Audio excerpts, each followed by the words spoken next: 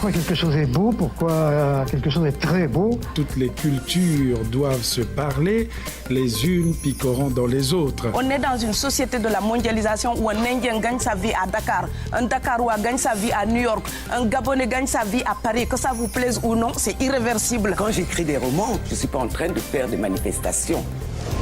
Le livre de la semaine sur Africa numéro 1, présenté par Stéphanie Hartmann. Bonjour à toutes et à tous, bienvenue dans le livre de la semaine, des propositions de lecture pour voir le monde autrement et surtout pour mieux le comprendre. Aujourd'hui, nous recevons Gaspard Hubert Loncy-Coco pour son livre « Les figures marquantes de l'Afrique subsaharienne », une encyclopédie fournie des hommes et des femmes qui ont fait l'histoire du continent, paru aux éditions L'Atelier de l'Égrégore. Gaspard Hubert Loncy-Coco, bonjour. Bonjour Madame Hartmann. Merci beaucoup d'être avec nous, le micro ouvert c'est beaucoup mieux. Alors les auditeurs vous connaissent puisque vous êtes aussi un acteur politique congolais, vous avez été entre autres candidat à l'élection présidentielle en République démocratique du Congo et vous êtes toujours bien sûr vice-président de l'Alliance de base pour l'action commune, c'est la BACO. Vous avez déjà publié de nombreux livres, L'Atelier de l'Égrégore est votre maison d'édition, je crois, c'est bien Exactement. Cela.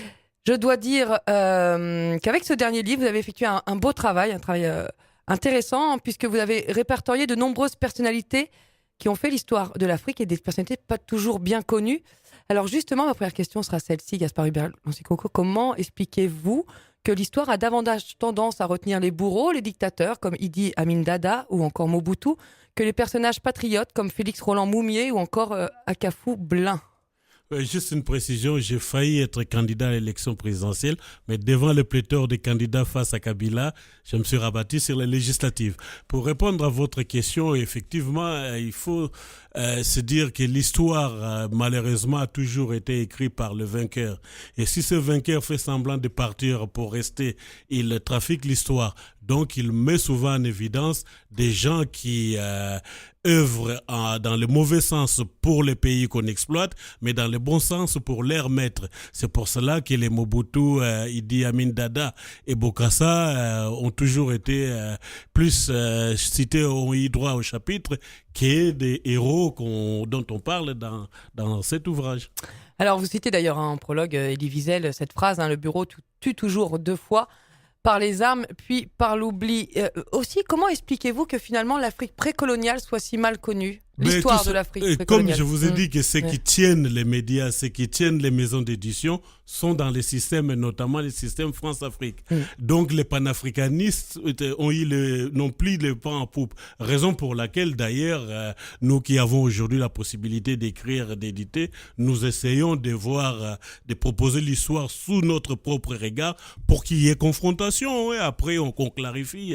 Et pour mieux préparer l'avenir, j'imagine aussi. Pour mieux préparer l'avenir. Oui. De toute façon, quand on ne sait pas où on va, on n'oublie pas d'où l'on vient. Donc, nous essayons de nous approprier notre propre histoire pour essayer d'inciter nos enfants, nos petits-enfants à tendre vers l'avenir.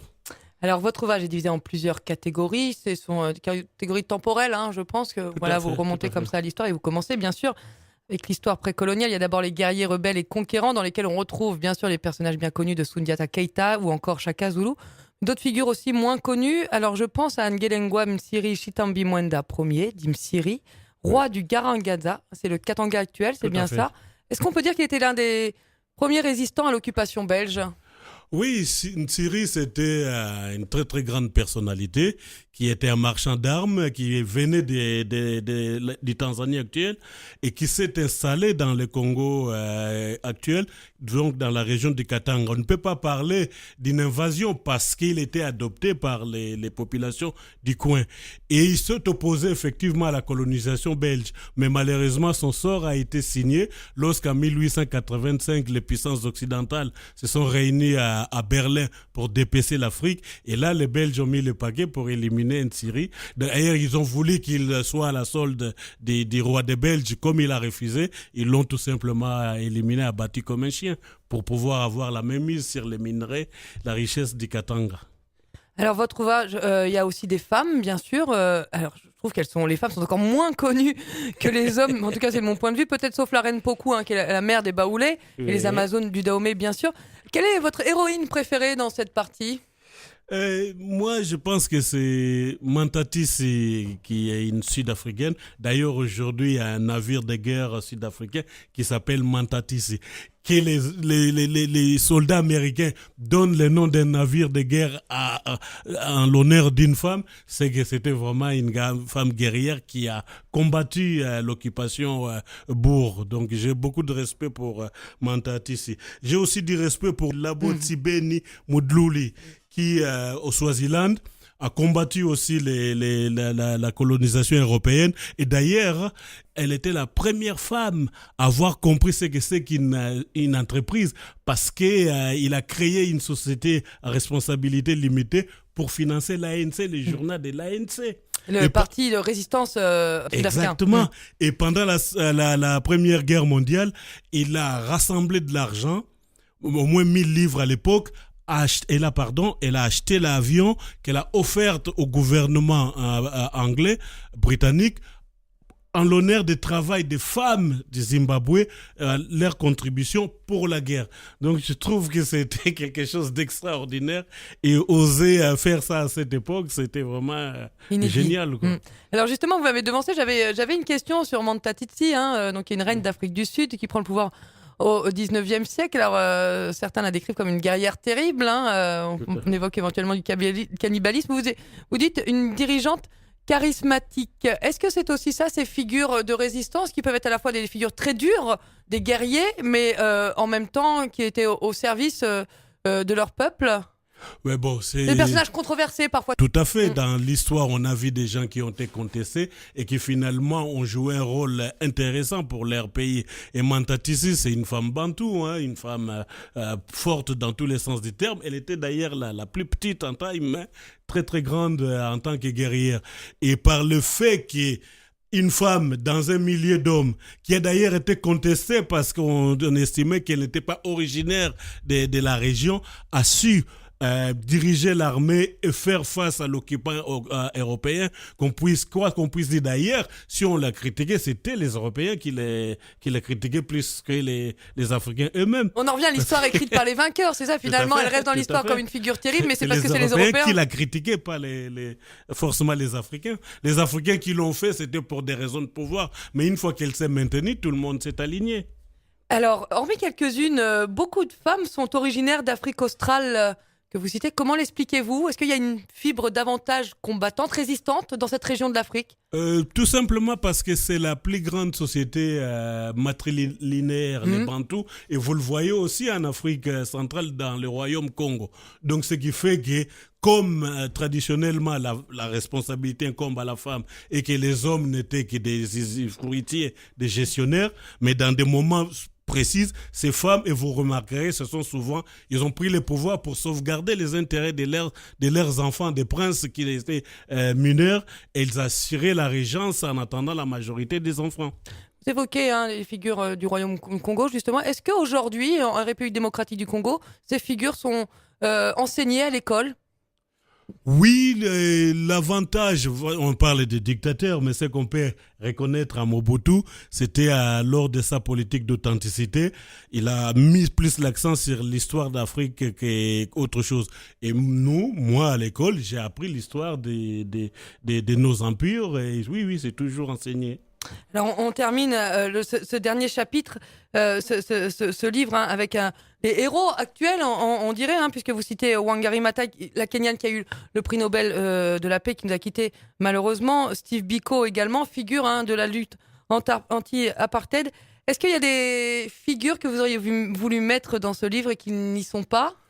Si, il y en a beaucoup. Même je commence à recevoir du courrier des gens qui me disent que vous avez oublié un tel, vous avez oublié un tel. Et certains, moi-même, je les ai découverts aussi en faisant ce travail. Oui, il y en a beaucoup. Par exemple, quelqu'un comme Josué Nkomo, qui a joué un rôle très important, aurait dû figurer sur cet ouvrage. Peut-être qu'il sera dans une prochaine édition. Mais il y a aussi beaucoup de nos contemporains qui méritent d'être dans cet ouvrage, mais qui ne le sont pas pour la simple et bonne raison, ils sont encore vivants. Et quand on est vivant, on peut demain faire des bêtises et être pestiféré. À deux exceptions près, Sam Nujoma et Kenneth Kaunda. J'ai estimé que, vu leur parcours, ils ont le droit de tutoyer les morts. Vous pouvez nous parler de Kenneth Kaunda, justement? Kaunda, c'était un ancien président, le premier président d'ailleurs de la République zambienne, et qui, sur le conseil de Julius Nyerere, les Tanzaniens, Mwalimu, le maître d'école, a organisé les élections comme Nyerere, et puis il a été battu par Chiluba, je pense Frédéric, il s'est retiré du pouvoir, et par la suite, il a joué beaucoup de rôles d'émissaire, d'intermédiaire pour essayer de résoudre le conflit. Donc j'ai estimé que même vivant, Kaunda devait figurer dans cet ouvrage. Est-ce que finalement, dans les pays, dans les régions où les leaders indépendantistes ou les figures de la résistance n'ont pas été assassinés, la démocratie est plus vivante aujourd'hui que dans les pays où finalement ces leaders ont été réduits au silence? Je pense plutôt que c'était une question par rapport aux richesses, aux intérêts vis-à-vis d'un pays précis, mais aussi par rapport aux anglophones et aux francophones. Les anglophones là-dessus sont beaucoup plus avancés. C'est une autre mentalité qui n'avait rien à voir avec le paternalisme français, qui n'a rien à voir avec la familiarité belge qui veut que leur seule colonie qui est la RDC soit toujours sous leur botte pour permettre à la Belgique de ne pas avoir de problèmes financiers. Est-ce que cet ouvrage finalement c'est aussi un appel aux Africains à s'approprier leur histoire? Exactement, c'est d'ailleurs à l'initiative d'Inami que cet ouvrage est né. Moi, je n'y avais même pas pensé, qui m'avait parlé de Béatrice Donna Kimpavita. Je lui dis oui, je connais très bien cette histoire. Il me dit, moi, je ne connais pas. Pourquoi tu ne fais pas un ouvrage là-dessus? Et en fait, comme j'ai dit au début, nous, Africains, nous devons nous approprier notre propre histoire. Et l'objectif d'ailleurs, c'est de permettre à nos enfants, à nos petits-enfants, de bâtir l'Afrique de demain. Mais pour bâtir l'Afrique de demain, il faut leur donner des repères, des modèles pour qu'ils voient leurs erreurs et leurs bons côtés pour pouvoir ne pas sombrer dans les mêmes erreurs et pouvoir tirer profit des bons côtés pour construire l'Afrique de demain. Il y a de nombreux modèles dans cet ouvrage et je dois reconnaître et je dois dire aussi aux auditeurs que c'est très bien écrit avec beaucoup d'anecdotes et ça se lit très facilement. Merci beaucoup Gaspard Hubert-Lancy-Coco d'avoir été notre invité. Je rappelle le titre de votre ouvrage, Des figures marquantes de l'Afrique subsaharienne. C'est paru aux éditions L'Atelier de l'Égrégore. Bonne journée. Merci. C'était le livre de la semaine sur Africa numéro 1, présenté par Stéphanie Hartmann.